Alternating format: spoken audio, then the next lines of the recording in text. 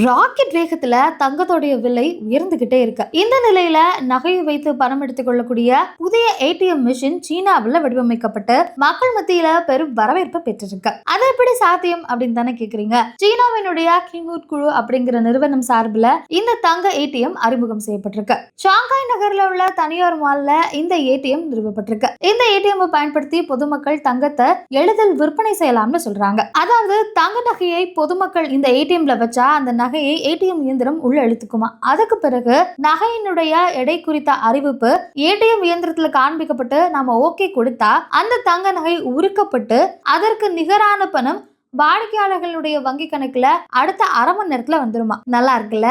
ஆனா 2 கண்டிஷன் இருக்கான். அதாவது குறைந்தபட்சம் 3 கிராமுக்கு மேலான தங்க நகைகளை மட்டும் தான் இந்த ஏடிஎம்ல வைக்க முடியும். அது மட்டும் இல்லாம இந்த தங்க நகைகளுடைய தூய்மை அப்படிங்கிறது 50% குறைவாக இருக்கக்கூடாதுன்னு சொல்றாங்க.